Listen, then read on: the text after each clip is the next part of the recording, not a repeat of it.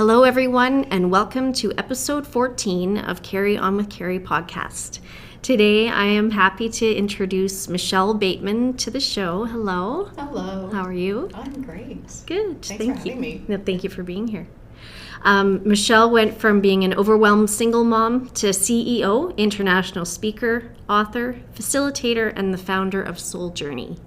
Yes. It's exciting. Who knew? That's a lot of stuff. Yeah, I would never have imagined 8 years ago somebody would say this would be what you're doing with your life. I would have laughed. Mm-hmm. Yeah, but here I am. And here you are. Mm-hmm. Yeah. And so can you give us a little bit of background as to what brought you into this place at this time and what some of your background is?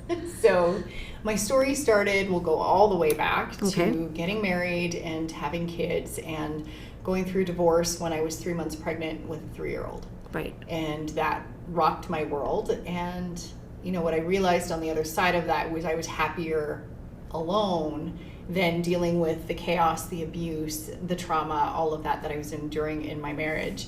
And so I thought, I'm going to try this marriage thing again. I'm going to do it one more time. And that time was almost as worse as the first time. Okay. And so from literally the day we got married, he became a different person. He was doing drugs, and it was just not a great situation. But I had 2 young kids. I had sold my home, and so I felt like I was trapped and stuck. And so I just stayed and lived separate lives, and it got to the point where I just resigned that I'd never be happy again. And that was just going to be my life. I was going to have this shitty life, and it was never what I hoped and dreamed it would be, but that was never going to be my reality. And I remember one day in my room just thinking if I could smother him with a pillow, it would just all go away. Right. And I didn't. But it was a huge wake-up call. It scared me because I was always this loving, kind, outgoing person, and I didn't know who I was anymore. Mm-hmm. And so that was kind of my catalyst to go, something needs to change. And at the time, I had a friend, and his name was Rob, and he was dying of ALS. Okay. And he was fully paralyzed in his body. He could blink at a computer screen, and that was it. He couldn't eat, he couldn't speak, he couldn't move. And he was happier dying than I was living. Mm-hmm. And I was like, oh, yes. If he can figure out how to be happy dying, I should be able to figure this out. Mm-hmm. And so just learning from him and going on my own personal journey, that was my search to find out what do I need to do to be happy, because I wasn't happy. Right. And the people around me knew how I wasn't happy, and it was hard to be around me. And so in doing that, I realized everything changed. And I was like, why don't they teach us this in school? If I'd only known this sooner, I wouldn't have struggled for so long. And so when I changed everything, I left my marriage, I moved out, I got the job of my dreams. A year later, I bought my own house, and everything changed. And I thought, I need to share this with other women so that they don't feel stuck and hopeless in a situation and just living this angry, unhappy life when they could find all the joy and happiness and love that they've been longing for. But it starts from within. We always think, I need to find, a better job, a better partner, better kids, and it all starts with what's within. Mm-hmm. And when you change that, you change everything. Right. Wow. Yeah. So what would you say, so how long was that time that you were struggling?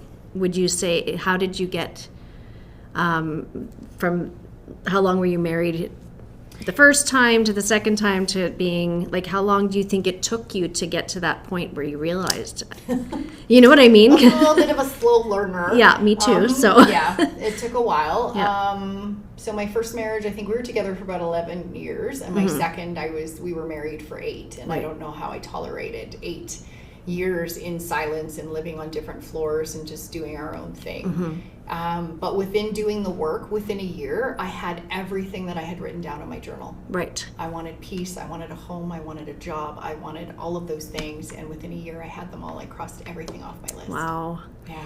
The reason I asked you that too is because I think it's so good it's relatable to other women and maybe other men as well, to know that sometimes it doesn't happen overnight where you think, okay, what am I worth? What do I deserve? And you know what's interesting? It's when those repeating patterns happen Mm-hmm. and you're like, same person, different, or same experience, different person, Yep. same experience, different persons. And I was like, after about 3 or 4 times, I was like, I wonder if this has anything to do with me. What's the one common Well, denominator? right? Yes. And yeah. so it was that constant having to go through the same experience over and over again. I finally got tired and said, I need to do something different. This isn't working for me. Right. Sounds like we have similar pasts. I think a lot of us are like, we got hit in the head quite a few times before we paid attention. Yes. Now I'm like, I'm paying attention. I'm Yes. on it. You're there and Yeah. you see those things that come up. And people say red flags, but it can be all sorts of different things. And There were so many red flags and there was so much abuse. Mm-hmm. And I often look back to go, I didn't come from an abusive childhood. My dad wasn't like that. My mom wasn't like that. But what I saw was I was just constantly seeking that love. Mm-hmm. And although I knew it was wrong, I didn't know how to leave. I didn't know how to stand up for myself. I didn't know how to walk away and know that I could have something better. right. Yeah, and I think that's where a lot of women get stuck, Mm-hmm. is that we don't know how to leave, and we feel trapped if we have, kids and we're dependent financially on someone else too.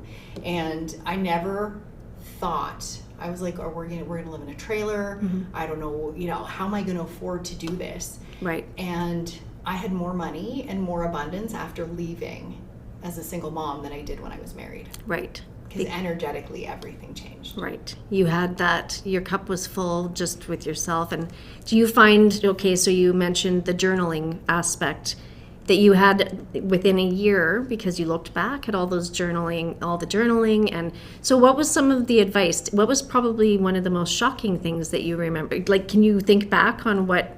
Oh yeah, it's everything that I teach now. Yes, because okay. it was what made the biggest difference for Right. me. Is just understanding when I went to training is the stories that we make up. Mm-hmm. So it's not about the experience that causes us pain. It's what we make that experience mean and the story that we tell ourselves about it. Right. Either about the other person, about us, about our worth, about our value. It's the story that creates the struggle. So if we can change the story and have a different perspective on the experience, it will minimize the struggling. So I was asking myself really shitty questions, really focusing on what was bad and wrong all the time in my life instead of looking for what was good and beautiful. And so when I began to change that inner dialogue, the thoughts, the beliefs, which changed my words, which changed my whole reality. Mm-hmm. Right. Yeah. And that's that's something for myself over this last year or so that I've said this before on here, and my mom always has said, self-love, Carrie, you have to love yourself first. And I'm like, oh, how does that happen? How do I do that? And so all these little things and the realizations, I listen to other women and hear their stories and how they've come through it and the support of other women as well. So I think that's, you said you're a supporter for women. What do you call them? My soul tribe. Soul tribe. Yeah. SOULpreneurs. Oh yes, and we have soulpreneurs, the soulful entrepreneurs, and then the soul tribe. So whether you have a business or not, but coming from that place of soul and heart centered, and living your purpose and knowing that there's more meaning to life than just what we see on the outside. Right. And what would you say? Okay, so you landed into this. How did you propel yourself forward? Yes, you went through and you found all the stuff, but this is why this is happening. And what steps did you take, though, during that time to get to that spot? Did you do a lot of just self-reflection, or was it as well, did you do therapies? Did you do... Oh, I did all of things. Mm-hmm. All of the things, yeah. Every podcast, every book, every YouTube. Wayne Dyer and I got ready every morning together. Same with me. I said one time in a workshop, I said, I would shower every morning with Wayne Dyer. Yeah. And everybody laughed, and I'm like, oh, that's not what I meant. But it was really quite funny. But I did, literally, in the shower, getting ready, driving to work, getting groceries. I just had something on every moment, especially when that voice in my head would start to get really loud and I would go down those rabbit holes of all the negative thinking. I would put something on that would help me course correct what I was thinking, what I was believing. I read a lot of books. I went to different healers. I went to workshops. I just consumed everything. It was almost like an addiction. Once I got into it, it was so amazing and so fulfilling. I just could not get enough. Right. And it was ironic because I was working, that job that I got was at a medical spa, and it was an awesome experience. And before I got the job, I was sitting working with a healer in my car because my ex was still in the house and I needed privacy. So I'm having this session in my car. I'm crying. I'm doing all the things. And I was like, I really want to get back into personal development. I miss that. I used to do that in my early 20s, and then life happened. And so when I landed this job, she was all about personal development, spirituality, crystals, energy, all of the things. And I was like, perfect, this is exactly where I need to be. And so she was teaching me a lot of the things that I didn't even know. But it was interesting just setting that intention, how it changed the trajectory and the trainings that I got to go to. And I remember one day coming and there was a Chinese medicine doctor, and I said, I just can't stop reading. It's like an addiction. And he looked at me and he said, it's because you're meant to do something more than what you're doing right now. Right. And that was that first little seed that was planted of, oh, maybe. Because I never really thought of doing anything other than just for me. And then just seeing that, you know what, maybe I could. But then I had that story, I'm a single mom, I've got a mortgage, I got teenage daughters, they shop at Sephora. Like, I can't be self-employed. Who's going to do that? Yeah. I liked same. I liked on the 15th and the 30th, it was the same amount in my bank account all the time, and I could count on it.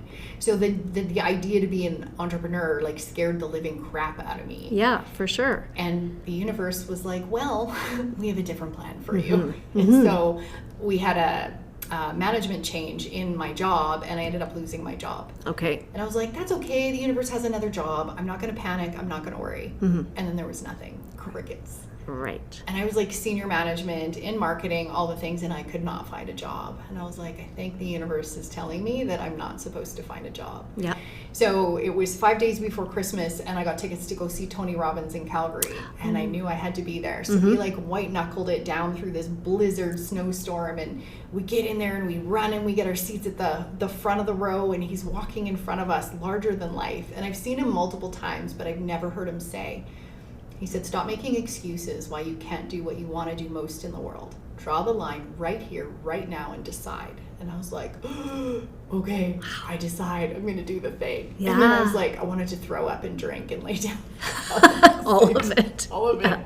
So many feelings, so many things. Right. And so I was like, okay, if I'm going to do this, I need to find a coach. I need to find somebody to teach me how to do this, because I had no idea what I was doing, and I had to do it, and I had to make it work fast so that I could provide for my daughters. And yeah, that's kind of how it all started. Right.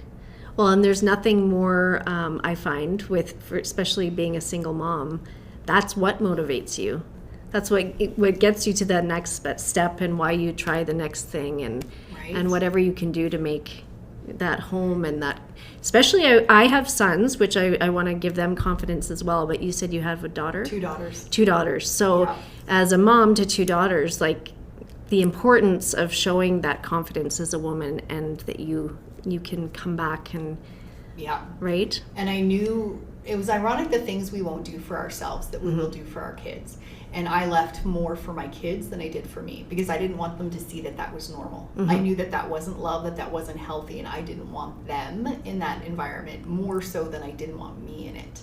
And so I see now where I was putting them before myself, but it was the catalyst that I needed to change. And you talked about self-love, and I was just going to say, you know, it's such this concept that you said, like, how do you do that? What does that actually mean? And I thought, well, I like myself. I think I'm a good person.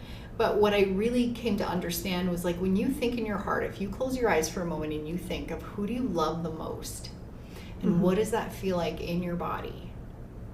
And now turn that love on yourself. Do you love yourself that much? Right. Like you do the other people in your life? And chances are you don't. And a lot of people, it's really awkward to do that exercise, because we've never felt that deep of love for ourselves. And I think that was my big challenge for so long. And with going inside of yourself, meditation, going into different modalities other than traditional therapies, which we kind of talked about a little bit before we started recording. You have a show coming up, a workshop, I guess you would call it, and you'll be having a whole bunch of different people coming in with different modalities. And yeah, because what I found with my own experience too is you can talk about it till you're purple, and it doesn't really change anything. Right? You don't get those tangible tools. You're not really getting to the root cause. And in the training that I have with NLP and a few other things, it's like, what is the root cause? Where did that trauma, where did that belief get embedded?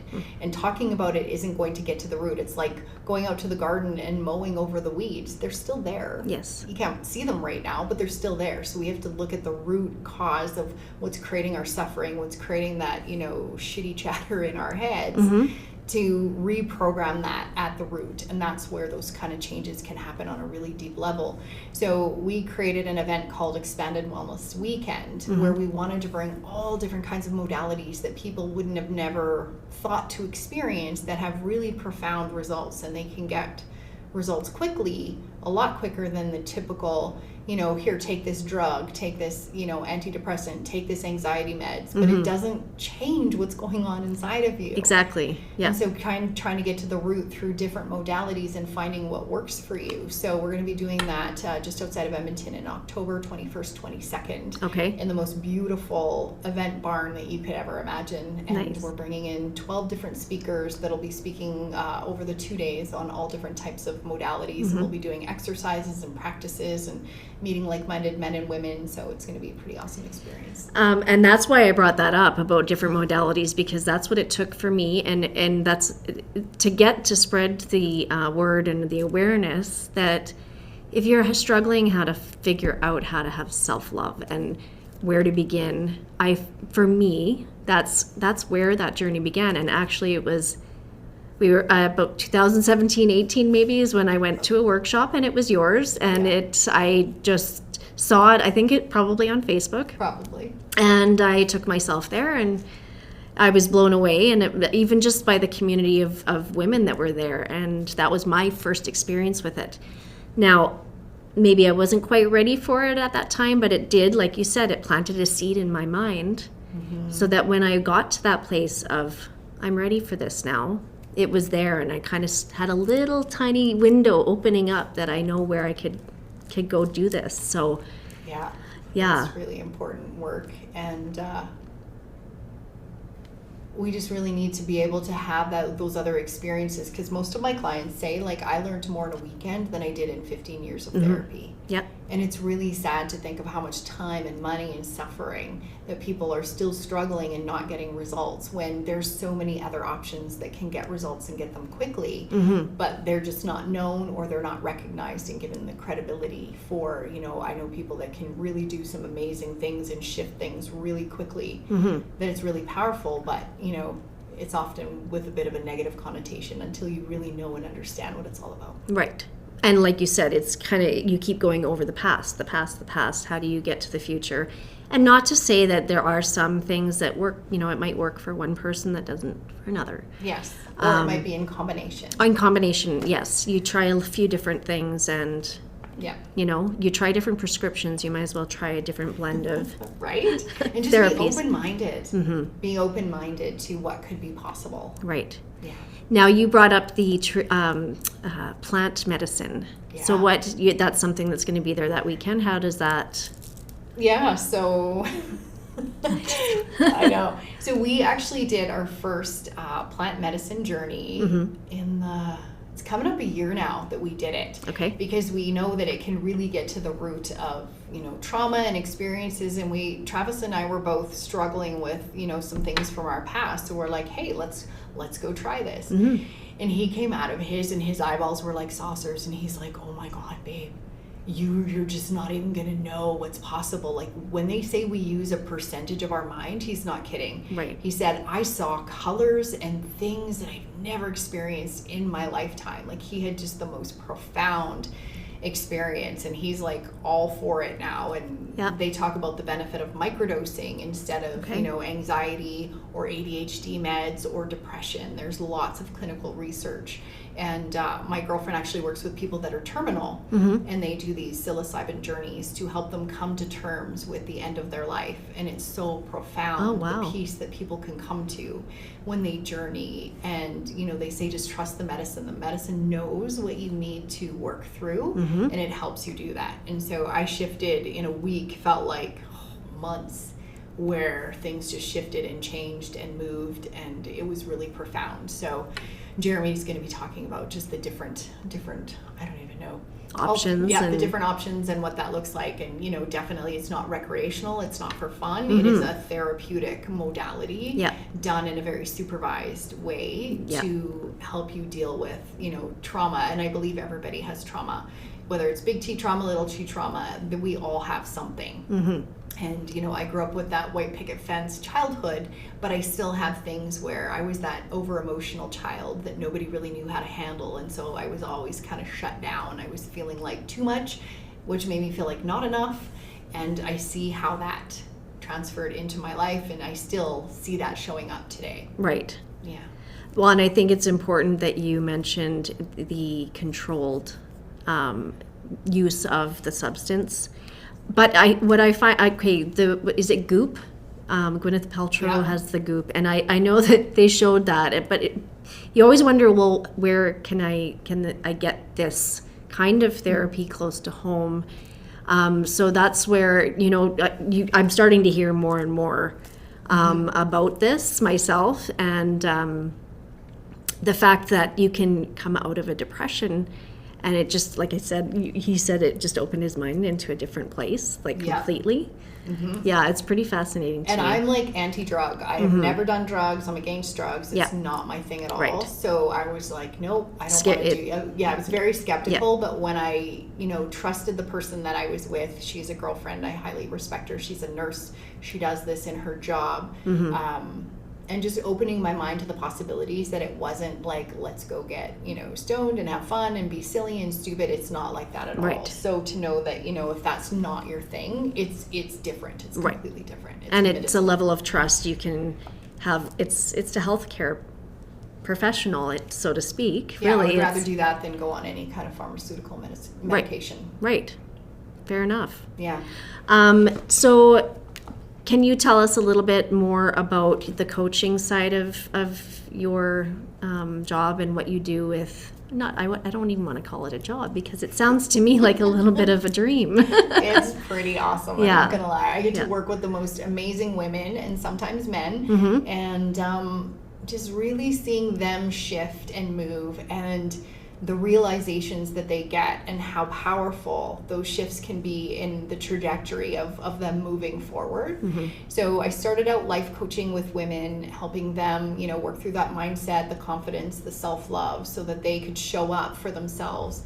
And as I began to do that, women were either coming to me with a business that they weren't fully showing up in, or now that they've got this confidence, they're like, I've had this thing I've always wanted to do, and now I want to do it. And I thought, well, I've got a marketing background. I've invested all of this money in my own coaching to start my own business. I can teach them what I did to start my own business. Right. So then I started doing the mindset coaching and the business coaching. And I had so many clients in a day that I was just repeating the same thing over and over. And I was like, there's got to be a better way. Why don't we do it as a group? And I can tell everybody at the same time. What I underestimated was the beauty of the group and the community and the support that they have with one another. And they love each other and they support each other. And there hasn't been a group that hasn't, had tears and breakdowns where they talk about the deepest fears. I don't feel like I'm enough. I don't feel like I can really do this. My imposter syndrome's really showing up, and what do I need to? And just having that rally of women and men that say, I believe in you and we've got you, and it's safe to go into all of that. And what can shift and change from that is super powerful. So helping them just really create the solid foundation of their business so that they can communicate to the world what it is their soul calling, and how can they help, and how can they make it a business that they can pay their bills and do what they love all at the same time. Right. And having the backup, you said it perfectly, like having the backup of a community is so important. And when you're on that same journey, kind of the same path, right? You've got that same drive to do more with what you love doing. Yeah. So you're surrounded by people that believe in your dreams. And, one of the girls came to the call a couple days ago and was struggling with somebody in her family that was like, I don't really think this is going to go anywhere. And you could see that it was a lot for her. And I was like, okay, let's talk this through. And there was some tears. but knowing that it was just a safe space to say that, and it wasn't going to be like, oh, that person's such a jerk, you need to never talk to, like, it's not that. We all understand from coaches and practitioners and all the personal growth that everyone in the group has done, we understand what's underneath all of that. Right.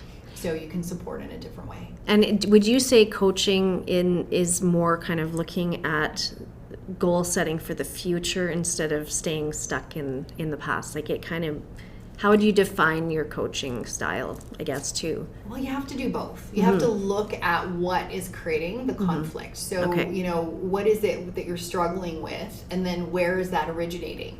So we have to go back to the root, clear it, heal it, give you some new languaging, new beliefs to move forward. Because if we don't clear that, you can goal set all you want. You're going to sabotage, you're going to procrastinate, you're going to get off track until we heal what's getting in the way. So once we do that, everything opens up, and now they are excited about possibilities, they're willing to move forward. So it's very much on a soul level of, trusting that everything in your journey happened for a reason. And so how can you use it for you instead of being stuck in that victim mentality that it happened to you, that it happened for you. Right. And if you can believe that and take whatever the lesson was from it and move forward and, pay it back into the world in whatever form that looks like for you, it's easier to navigate those harder things when you know that there's purpose and there's lessons and there can be learning and healing and growth from all of it. Right. So with the coaching, so do you find a lot of women get it started in, say they want to expand business or just get into something that they love doing that way, but then they get overwhelmed by all of the things that come, because there's all the things that come, and you expect to get it right the first time, and then it doesn't, and you know what I mean? Yeah, we talked about that today. I remember my coach said to me, starting a business will be your biggest personal growth journey ever, because all your fears, all your doubts, and all your insecurities will now be right in front of you to look at. I'm not good enough. Who am I to do this? What if people judge me? One of the girls was like, well, I don't know if I want to put my name on my business page, because then what if I share something on my personal page that people don't like? And I'm like, who cares? You're not here to please people. You're here to be authentically who you are. And if you want to be an edgier, kick your butt kind of coach, then be that. You don't have to be all rainbows and unicorns all the time. And she's like, oh, Michelle, that changes everything. And I'm like, be you, be unapologetically you, and we're all different. But it's always that mindset stuff that comes up every single week. So to know that you're in a group and you're not alone, that everyone's, having those blocks and those walls that they hit at different times, then you don't feel alone. Right. If you were by yourself, you'd be like, why am I the only one struggling? Right. Everyone else out there seems to be like figuring it out and showing up and being confident and all the things. But underneath are they? We are all It's like human. Facebook. Right. You think everybody's doing so good, and then you really look deep. You got to be honest. You have to be honest about the good and the bad. Yeah. Because I don't believe in pretending to be perfect all the time. And, I get complimented a lot about just being vulnerable and honest and real. That if I'm struggling, I'll tell. I won't share my dirty laundry. I'm not going to, throw my family under the bus. But I will be honest that, I'm having a hard time right now. And I've got to do my own inner work and take a break and take a pause. And I got to breathe and reminding myself of the lessons as much as helping everybody else. Right. And learn from what I'm going through. So would you say, you just mentioned taking a break and refocusing and all that. So that's something I've been doing. I have another side gig kind of. And, it's that feeling of you have to keep it up. You have to keep going. The momentum, you're going to lose the momentum and you're going to lose followers, or you're going to, it's just ridiculous. But I've realized finally that no, it's okay. It's okay to take a break. And what is your thoughts if somebody comes to you and says, I feel overwhelmed. I need to figure my life out before I keep this up. You have to listen. Okay. And I did it. I took a break. I've taken multiple breaks over the last couple of years. Yeah. I would say the last couple of years are the hardest I've probably ever been through. Right. With things in my life, with things in our families, and it rocked me to my core. I'm not going to lie. And I have all the tools as a coach, surrounded by a community, and it was still really hard for me. So I can imagine when people don't have the tools and don't have the community, how hard it is. Yeah. But what I know to be true is when you don't listen, it will take you out one way or the other. So you can either rest voluntarily or you can get taken out. And I have seen clients who heard the message, didn't listen, they broke a leg, they got a car accident, something happened that made them rest. So either you go voluntarily or involuntarily. Yes. So I go voluntarily because I know it's an easier route to go. Yeah. And I remember one morning getting coffee and I was just like, I don't feel like doing this right now. Everything's really slow in my business. Why is everything so slow? And instantly I heard, because you need to take a break. And I went, no, I don't. And the voice went, yes, you do. And I went, okay, fine. We're going to take a break. Yeah. Because I know better. Right. Because we do all have that inner voice, and we just are so easy at we put it behind us, and nope. And when we stay busy, we're not connected to ourselves, and we can't listen. So I'm very in tune with myself and that voice, and I listen all the time. And it might not be convenient, it might not be popular, it might not be easy, but I know at the core of my being, I have to honor myself first before I can honor and serve anybody else. Right. And now, would you say that in those times, do you think that there's little clues, you can listen to your inner voice or not, but would you say your family maybe notices traits in you that they didn't see in you when you were really happy and motivated? Oh, for sure. When you go back to those same old behaviors that, you said you've done tons of work with coaching and everything, but you can still go back to that as a default. Sure. Yeah. Right? Yeah. And I notice when that negative voice is getting louder in my head, that I need to journal. I need to get back to my gratitude practice. I need to get back to the things that got me on the path. And for a while, with everything that happened in the world and societies and with families, it took us out of that practice and that gratitude and that joy. And it was intentional to recommit to those practices because we saw how it made a difference in how we showed up and how we felt. So because I was actually going to ask that, but a couple of years ago, none of us even want to think about it. Did it happen? Yeah. But we all came out of that we're still in shock, I think. And but the thing that I'm finding amazing now is just how close communities are getting, and that the connection that people need. But we're kind of getting out of that now, have you noticed? And it's almost like it's like we got too comfortable being together again, and now it's like, okay, well, that's not normal. We shouldn't be. We need to start. I don't know if you know what I'm talking about, but I've just noticed that recently there's been a small shift again. So yeah, but I think so many people are like, no, we're not going back. We're not going back. And the beautiful thing that I saw from all of this that shall not be named. Yes, I know. I don't even want to say. Is that people got back to grassroots. Right. Planting gardens, eating more holistically and organically and stuff. And I was never big on that. But when I learned the things that I learned, I was like, okay, I want to be in control of what I'm consuming, what is on it. I want to know that I can feed myself when the world goes sideways. Yes. And so we started gardening for the first time, and I remember the first little baby cucumber that I saw growing. Travis is like, it's like we made a human. I was like, oh my God, honey, look at what we grew. I know, such pride. He's gardened his whole life, so he was just laughing at me, but I was just so proud that, I grew a cucumber. Yeah, yeah. And so we have this huge garden now, and we can share with other people and be in community, and it's just getting back to what we lost along the way. So, and I mean, that's grounding in itself, that just being outside and being part of Mother Nature and seeing growth. Yeah. Right? And I think so many people are like, I just want to live off grid in a community of people and have my garden and do my thing. So I see so much of that going back to grassroots and family and connection. And when you've lost that, it's now even more important. And so sadly, our families were huge collateral damage in this whole thing. And so now it's just kind of us in the world and creating our own soul family that we get to pick intentionally. And so it's still hard at sometimes, but it's really beautiful on other times. Well, and now you've taught your daughters that. They see that. Yeah. Right? They're still young enough that they kind of still roll their eyes at me. Of course. But that's just normal. Mom. Yeah. But, when I'm having a bad day, they'll give me the same advice I would give them. So I know they're listening. They're just not necessarily willing to admit it yet. That's right. And it will come. That'll be something that comes with time. And I've noticed that with my son. He's very good. He's actually very, he's 21, and the advice that he has for me Yeah. is pretty amazing. So they do listen. Yeah, and my youngest is 21 too. So Okay. Yeah. Yeah. So you know, we're the same. I know, right? Same. Just kidding. So okay, you mentioned gratitude practice. Yeah. What would you say is something that that brings you joy in your gratitude practice? What feeds you in that? It's more than just, anybody can spew off the things that they're grateful for, but to actually feel the gratitude, right? It's more than just the intellectual part of gratitude, just like self-love isn't intellectual. It doesn't happen in your head, it happens in your heart.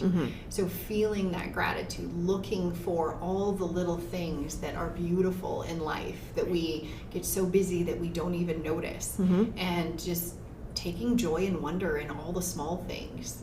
That's where all the joy is. And so I used to wake up every morning before my eyes would even open. I would have a gratitude list going in my mind. Okay. And when everything happened, I got away from that. And so now I have to retrain my mind to do that automatically. And so just getting back into that practice in the morning of waking up, I'm grateful that I woke up. One lady's like, you got to be grateful to go to the bathroom. And I was like, oh. And she said, your body's actually cleansing all the toxins from the day and the night before. So that first time you go to the bathroom is actually, really to be grateful of everything that's being expelled out of your system. Right. Okay. And I was like, oh, I never thought of it. I like that. I know. Yeah. So I'm like, oh, now I'm grateful that I went to the bathroom. Yeah. I'm grateful that I get to work from home in my pajamas and not put a bra on some days. And have to leave That the is house. a grateful thing. It is. And all the ladies will understand. The guys might not. But you know what? It's like, oh, I got to go out and put a bra on today. So true. Or your like Zoom mullet where you got your jammy pants on and then you're just like... Yeah, you're good from this. From the waist up. And sometimes not even from the boobs up, depending on where your camera is. Yeah. So there's always little things we can find to be grateful for, and when we intentionally begin to look, it changes how we feel. Right. Yeah. And okay, so I ask most people this as well.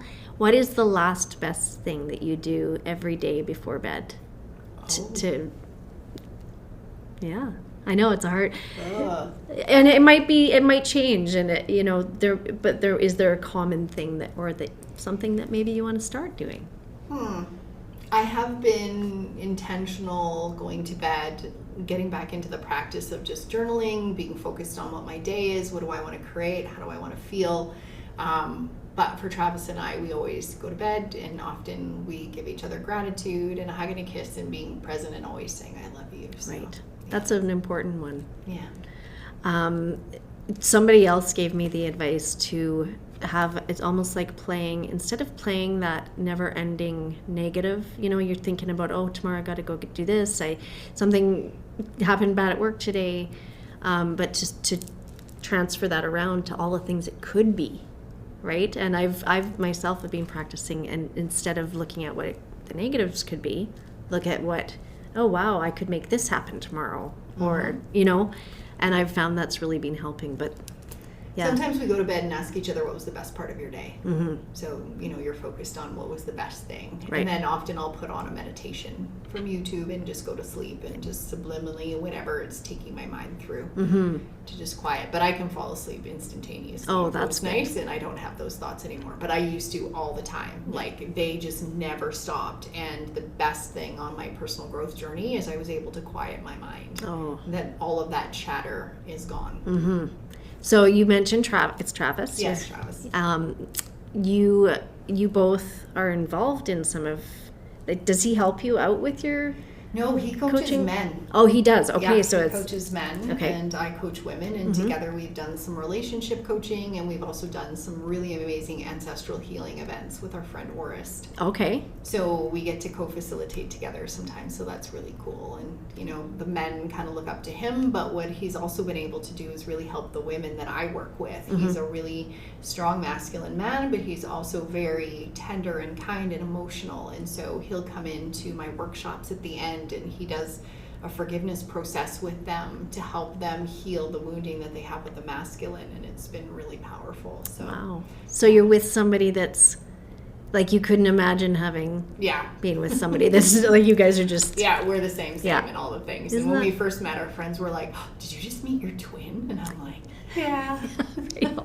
We'll share podcasts and listen to, and we have the very similar thoughts and beliefs on all the work that we do. So it's really cool that we get to do that together. Right. And so what is his, like to see from the male perspective of things? Because you've mentioned too that you'll have workshops with men and women. Mm-hmm. And is there a lot more commonalities there than we realize? You know what, there is. And as strong as we see men, they feel not good enough too. Yes. And it might be in a different way where ours is like, you know, we're more critical on our body or stuff like that. You know, they've got the pressure of being the provider, making enough money, always being strong, never, you know, being sad or being able to cry and having to hold it all together. And we don't really give them credit for how hard it must be for them to shoulder the burden of pretty much everything and do it in silence. Right. Right? Yes. At least we get together, we talk, we share, we talk it out. They keep it inside. Yeah. And if they try to share, they are called, you know, a pussy and weak and man up and grab the balls and all of those kind of things that they've been told generation after generation that creates this toxic masculinity. And we see that in, you know, the workplace. He's also a welder. So he's also with, you know, blue collar men that, you know, don't cry and don't talk about your feelings and I'm not going to work on myself. And he's like, dude, do you read a book? And they're like, no, why would I read a book? Yeah. So he's a really good person to be in that environment because he can meet them where he's at, but he can also show them that you can be a strong masculine man and be emotional and kind and in touch with your feelings and all of the things. And so a lot of men look up to him that way because he can show a really great balance between the two, that you don't have to be like, you know, a bun doing yoga man out in, you know, nature. Yes. You can work on yourself. It's a balance. You can actually have balance.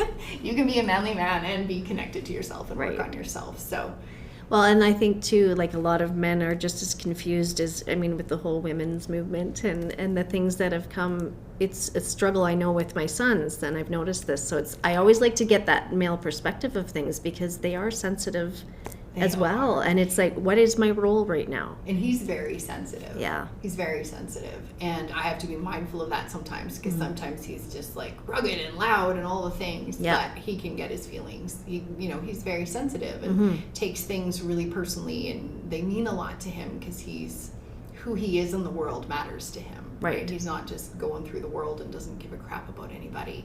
So he's very much always trying to help people, always. Somebody's broken down on the side of the road, Travis will always pull over and offer to help and fix people and change tires and all the things. That's the kind of guy that he is. But it's really sad what's happening to the men and the masculinity in boys, and being like a straight white man right now is like the worst possible thing you could be. Yes. And so, you know, for your sons, I imagine that's really hard for them growing up, is like, what is the message and why is it bad to be who I am? Yes, it is. It's a challenging time, I think, for everybody. It's just, but yeah, it's good that these conversations are coming up though now, more so for men. And I know I've worked in industries. I was a hairdresser for years. I worked with women, all women, and now I'm in more of a male-dominated industry. And I see it all. I see both sides on both. Like for men, I see the sensitive side, and for women, I think, wow, cutthroat, you know. And it's okay. I think we just have to start realizing we're all just people, and we all have our own needs and. Yeah. But the support, that's the thing. Women have had these supportive groups and... Right. And I almost feel like this women's movement, yes, we've been oppressed in a lot of ways, but now it's like, okay, now we're going to get you back. And now we're going to step on you so that we can be better. And I totally disagree with that whole mindset that we need to both rise. Because if all these women are rising, and we know for sure the numbers are more women show up to our events than men. And Travis is like, dudes, you got to come out. Like, come with your woman, come with your partner. Don't let her go alone. You need to grow together, because our families are falling apart when these women start working on themselves and they get empowered and they start their businesses and their partner won't come with them. They're like, well, I'm going with or without you. And I've had women that say, you need to go talk to Travis or we're getting a divorce because this isn't working. And they're like, yeah, no thanks, I'm out. I'd rather get a divorce than get a coach. Oh, yeah. Yeah. And it's just that ingrained generational mindset around men. And so we're beginning to shift this, but I think making women better than men is not the answer. That's not the answer, no. And I think I was talking about this with somebody. It's like a pendulum, you know. Oh, yeah. We went from one complete direction, or, you know, the men were here and women were oppressed or suppressed for so long, you know, and now it's gone totally the opposite way. Yeah. We have to find a common ground again. Yeah. It's all balance. And when you come down to it, everything's balance. Yeah. Yeah. But, you know, knowing that the law of nature and gravity and everything, that everything will go from one extreme to the other before it needs to settle. But when you're in those extremes, it's really hard. It's difficult. You have to be, you know, the light worker and the voice and the advocate for that. That, you know, when we're here, we believe in you. Travis is having an event again, his second one for International Men's Day. And the guys are like, what? We have a day?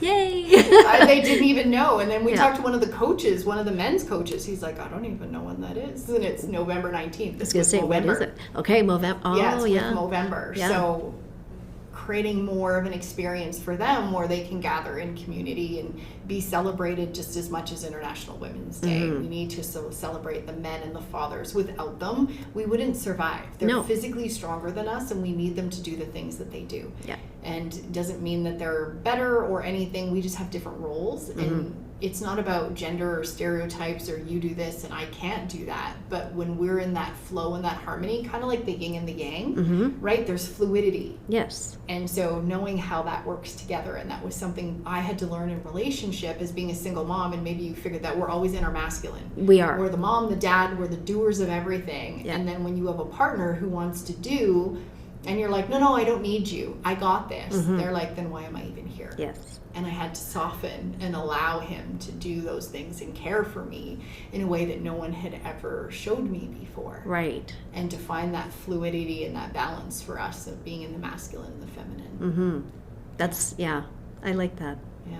Because I was going to ask you about that with your husband, is how did you weren't used to that kind of personality, so did you find you wanted to push that away at first, or did you just welcome it in because you were at that point already where you... Oh no, I loved it. Yeah. Okay. I was like, bring me more. Bring me more. I like this. That's good. And when we first met, he said, I want to honor you. I want to honor you, and I want you to be my queen. Right. And I'm going to treat you like that. And I was just like, mind blown, because I had been with, men that were abusive physically, mentally, emotionally.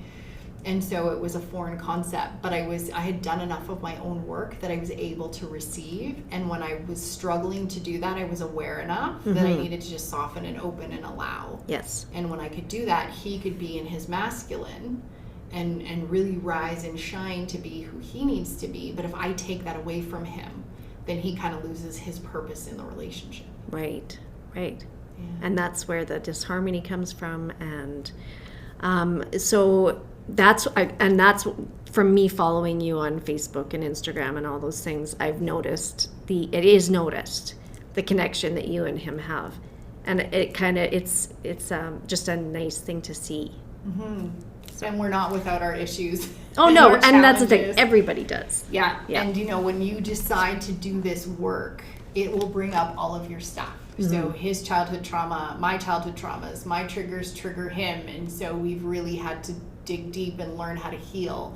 But if we were with somebody that you just got along with all the time, you'd never get the chance to see where it needs to be healed. Oh, here's where I'm still holding on to that, or here's where I've got a negative belief that I need to let go of. So we're definitely each other's spiritual teachers. Right. And we know that as hard as it is some days, those lessons are here for a reason. And if we don't heal it within ourselves, we'll just go to another relationship and repeat the same patterns. And that's what people think. I'll just move on to somebody else and it'll be good. And it'll be good for a time. But then the same patterns and the same behaviors show up until you get to do your own work. And so he's always 100% committed to, I will look at whatever I need to look at. I'll do whatever I need to do. I'll take the course. I'll get the coach. I'll do whatever. Yeah. So we're 100% committed in the midst of, sometimes it's not easy, but it's always worth it. Yeah, I mean, it's like you said, it's not meant to be easy. I don't think life was meant to be easy, and there's a reason for that, because right? we And would we never learn. we all think that. And Yeah. the minute it's not easy, and we took a course together, and it was really profound. And he's like, a relationship is not for your happiness; it's for your growth. Ah, And we yeah. were like, whoa, crap! I kind of thought you were here for my happiness. Now I need to rethink that. Yeah. I like that, though. I'm not here for your A relationship's not for your happiness. For your happiness, it's for your growth. Yeah. Wow. Mm-hmm. Pretty deep. Yeah. Speaking of that, so Tony Robbins, Yeah. how was that? Oh, to meet? Did amazing. you actually meet him? I did. Okay. Many times. Wow. So the time that I went down to start my business, I didn't meet him that time. And then 1 year later, I was crewing his event. Oh. And I got to go back as a crew member. And after, all the crew get to go meet him. So I was able to tell him that I actually worked for his franchise office when I was 21, Oh. no, about 22. And so I was like, hey, I used to work at your office in Edmonton. And he's like, oh yeah, I remember that. And my boss is Leapy and Darren. He's still friends with them. They still Really? see each other every time he comes to town. So we had a little conversation. And I said, here's what you said. And here's what I did. And I started my business. And those people over there, those are my clients. And I brought them with me. And he was just like, whoa, totally Yeah. full I just got circle. chills. Yeah. Experience, and it was super cool. The coolest part of that story, though, which you might not know, was he had come back again in Edmonton after that. And so I was crewing the VIP section. I wonder if that was the same time. And Travis was there before we had actually met. Oh. And so we knew we were at the same event together. Mm-hmm. So we had been talking about it a couple times. I was crewing VIP, he was sitting in the VIP, and we always wondered if our paths crossed. Right. So after we had met on a blind date from my girlfriend Roz, who was actually at Tony Robbins, saw both of us, but we didn't meet. 6 months later, we're getting engaged, and this Facebook memory pops up on his phone as we're about to tell the world we're getting engaged. Right. And he looks at this and he hits play. It's a video with a blue screen. And he pans 4,000 people, and at the end of his video, I'm standing right beside him. No way. And I met him Ooh, all 6 the months chills. after that. I know, everyone's like, what? Oh, So wow. he's like, babe, did I know you a year ago? I was like, no, I met you 6 months ago. He's like, well, look at this. That is crazy, hey? It was so crazy. Yeah. Yeah, that we met, but we didn't even know. But I wonder if, yeah, like you wonder, don't you always, you look back and think, what was I thinking at that moment? And what, or, Yeah. you know? Because I was just doing my crewing thing, so I don't even know if I noticed him. But a couple years later, we were talking on the anniversary of the video came up. And I was like, who did you go with and where were you sitting? He's like, I don't remember. The only thing I remember is it was really cold in the room, and I gave my gloves to one of the crew members because she was cold. And I was like, oh my God, that was me. You got his gloves. Yeah. Oh, weird. And I didn't That's know. not weird, is it? That's crazy. See? The synchronicities Oh, wow. and all of that it was just lining up. And just, it was such a confirmation at that time of like, you're on the right path. This was all divinely orchestrated. Right. And you're right where you're meant to be. So Right. it was pretty cool. Yeah, it all kind of came together. Yeah, it's kind of a neat story. Wow, that is a very neat story. I like that. I love this story. It's pretty good. Well, this has been a real pleasure, and I mean, there's so much more I could ask you. And is there something though that you would like to leave people with, like a message of, I guess, hope, or just even how to get a hold of you, or what could be their next step if it's just one small thing? Yeah, to just believe in a moment everything can change. So on the days that it feels dark and hard and heavy, like it's never going to change, in a moment you never know when you're standing beside your soulmate. You never know when you're going to land that job of your dreams. You never know when somebody's going to say something that changes the entire trajectory of your life. So to just never give up hope, to just believe that it's always divinely orchestrated, and you just have to look for the signs. Oh, that's perfect. And how they can find me. Yes. So my website's souljourney.co, Okay. and on Facebook I'm under Michelle Bateman, and I don't often use my Soul Journey page because Facebook doesn't show it as much as my personal page. So you can just follow me on my personal page on Facebook, and then on Instagram it's under Soul Journey Transformations. Okay, perfect. And yeah, reach out, ask a question. I offer free confidence calls to just kind of see where you're at, give you a couple tools and see if we're fit to work together, or if there's, any other offerings or any other coaches that I know that would be a fit to support. So there's always that opportunity to have a free conversation. Okay, perfect. And do you have any kind of entrepreneur groups that get together? Do you have that? Yeah, I have my Soulful Impact Business Academy. Okay. So I run that a few times a year. We're just wrapping up this one group. Our next group is starting in November. Okay. So if you are a heart-led, soulful entrepreneur and you either have a business that's, not really creating the results that you want, or you're just starting out and you want to create that foundation of like, what is my business? Who am I serving? How am I going to help them? What is my brand? How do I get it out there so that I can create that impact and have that income to support yourself and be able to do the things that you want to do the most and create a life and a business you love? Yeah. Then reach out and we can chat and see if it's a fit. Okay. Yeah. This has been awesome. This is fun. I really am very thankful that you were willing to come and share, and yes, I'm very grateful for you. Thank you. I'm grateful for you. And this is my first podcast in person. Oh, it is? Yeah, oh, wow. I've never done that's face-to-face, exciting. so this is really cool. Yes, it's fun. It's fun. I love doing it. Yeah, it's way better face-to-face. It is. Thank you. Okay. All right. Well, thank you.